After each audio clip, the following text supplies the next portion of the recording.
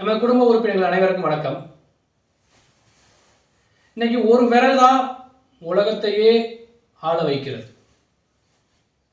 ஆனா அந்த ஒரே ஒரு விரல் தான் மனிதனுடைய வாழ்க்கையை தீர்மானிக்கிறது. அது எப்படி இந்த வீடியோக்குள்ள பார்க்கலாம்.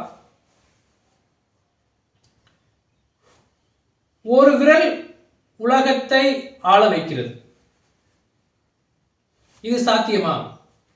அந்த ஒரு விரல் தான் மனிதனுடைய வாழ்க்கையை சந்தோஷமாக்குவதும் ஒரு மனிதனுடைய வாழ்க்கையை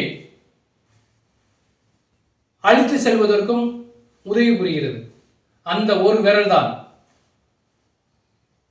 ஒவ்வொரு மனிதனின் வாழ்க்கையும் அந்த ஒரு விரல் தான் வெற்றியோ தோல்வியோ தீர்மானிக்கப்படுது. அப்படி என்ன அந்த ஒரு விரல்ல இருக்கு அப்படின்னு நீங்க கேட்கலாம். அதாவது நம்ம முன்னாடிலாம் எங்க ஒரு இடத்துக்கு கிளம்பி போறதா இருக்கட்டும், ஒரு மணமகனுக்கு ஒரு வாட்ச் கட்டுறதா இருக்கட்டும், எல்லா இடத்துலையுமே கண்டிப்பா வாட்ச்னு எல்லா வீட்லையுமே இருக்கும். ஒரு ஃபங்க்ஷன் எடுத்துட்டா எல்லாரும் அதிகமா பார்க்கக்கூடியது வாட்சை தான். டைம் என்ன, அப்ப கிளம்பணும், இப்போ டைம் என்ன, ஸ்கூலுக்கு கிளம்புனா டைம் என்ன, இப்படி வால் கிளாக்கு, வாட்ச், இப்படி ஒவ்வொரு இடத்துலையுமே யூஸ் ஆச்சு. ஆனா இன்னைக்கு அதெல்லாம் எங்க இருக்குன்னே தெரியல. நீ வரக்கூடிய காலங்கள்ல அதெல்லாம் ஒரு மியூசியத்துல இருந்தா தான் உண்டு. ரெண்டாவது பார்த்தோம் அப்படின்னா லைட்டு. இப்போ இருட்டுக்குள்ள போறோம் அப்படியா, ஒரு சைக்கிளில் போறோம், சைக்கிளில் போனால் கண்டிப்பா டார்ச் லைட் வச்சிருப்பாங்க. ஒரு வயல வேலைக்கு போறாங்க அப்படின்னா கண்டிப்பா டார்ச் லைட் வச்சிருப்பாங்க. ஒரு மோட்டர் போட கேணிக்கு போறாங்க அப்படின்னா ஒரு டார்ச் லைட் கையில் வச்சிருப்பாங்க. ஒரு குடும்பத்தோட வெளியில எங்கேயாவது போறாங்க, இருட்டுக்குள்ள போறாங்க அப்படின்னா கண்டிப்பா ஒரு டார்ச் லைட் வச்சிருப்பாங்க. அப்ப அன்னைக்கு ஒவ்வொரு வீட்லயுமே ஒரு லைட் இருந்தது. கையில பிடிச்சிக்கிட்டு டார்ச் லைட், இல்ல ஒரு வேட்டையாட போறாங்க அப்படின்னா தலையில ஒரு எமர்ஜென்சி லைட், இப்படி ஏதோ ஒரு லைட்டு கண்டிப்பா வாழ்க்கையில யூஸ்ஃபுல்லா இருந்தது. ஆனா இன்னைக்கு அதுவும் இல்லாம போயிருச்சு.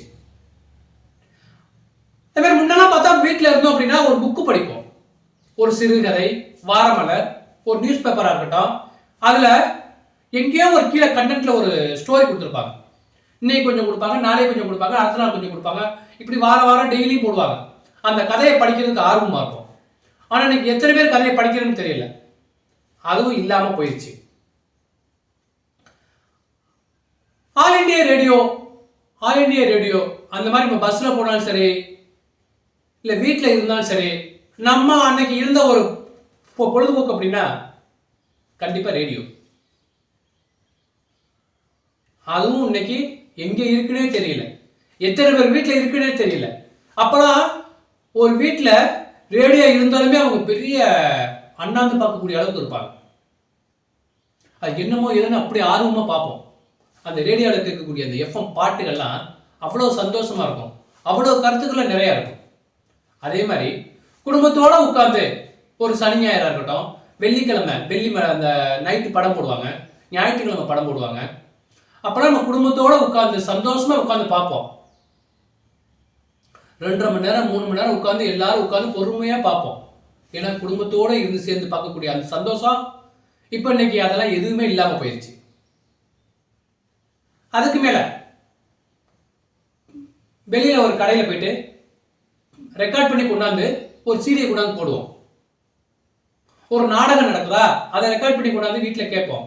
வயல வேலை செய்யற இடத்துல அதை போட்டுக்கிட்டே அந்த அன்னைக்கு பகப்புள்ள வேலையை பார்த்துருவோம். டேப் ரெக்கார்ட் அப்பதான் கண்டிப்பா ஒரு வீட்டில் இருந்துச்சு அப்படின்னாலே அது ஒரு சந்தோஷமா இருக்கும். எங்க வீட்டில் டிவி, எங்க வீட்டில் ரேடியோ, அது ஒரு சந்தோஷமா இருந்தது. அதே மாதிரி எங்கேயாவது வெளியில போறோம் அப்படின்னா கண்டிப்பா ஒரு கேமரா, ஒரு வாடகைக்காவது எடுத்து வாங்கிட்டு போவாங்க. இப்ப கேமரா தொழிலும் ரொம்ப சிறப்பா இருந்துச்சு. ஆனா இன்னைக்கு அந்த கேமரா தொழில் எங்கேயோ 1-2 விரல் எண்ணக்கூடிய அளவுல தான் இருக்கு. அதுக்கு மேல கால்குலேட்டர் இருக்குல்ல, அப்ப +2 படிக்கிறோம் அப்படின்னா ஒரு ஆர்பிட்டோ ஒரு கேசினோ கால்குலேட்டர் இருக்கணும். ஆனால் இன்னைக்கெல்லாம் அந்த கால்குலேட்டர் காணாமல் போயிடுச்சு. ஒரு காலேஜ் ஸ்டூடெண்ட் போகிறாங்க அப்படின்னா கண்டிப்பாக கால்குலேட்டர் வாங்கிட்டு போவாங்க. ஒரு சின்ன ஒரு பாக்கெட் கால்குலேட்டருக்கு இல்லை ஏதோ ஒரு கடையில் இல்லை ஒரு பிஸ்னஸ் மேனும் கண்டிப்பாக கால்குலேட்டர் இல்லாமல் பிஸ்னஸ் பண்ண மாட்டாங்க. ஆனால் இன்னைக்கு எதில் யூஸ் பண்ணுறாங்க? அதே மாதிரி முன்னெல்லாம் பார்த்தா பக்கத்து வீடு அண்டை வீடு இப்படி பக்கத்தில் உள்ள எல்லா வீட்டுகளோடையும் சந்தோஷமா பேசுவோம்.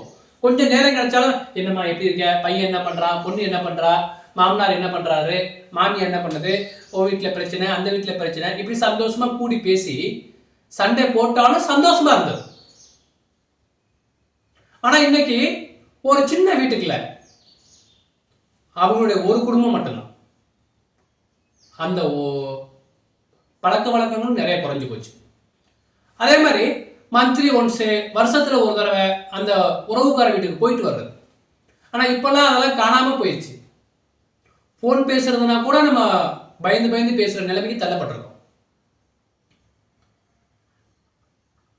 ஒரு ஸ்கூல் படிக்கையில லீவ் விடுறாங்க அப்படின்னா கண்டிப்பா குடும்பத்தோட எல்லாரும் சேர்ந்து சினிமா பஸ் ஏறி ஒரு 15 கிலோமீட்டர் 20 கிலோமீட்டர் போயிட்டு பெரிய ஸ்கிரீன்ல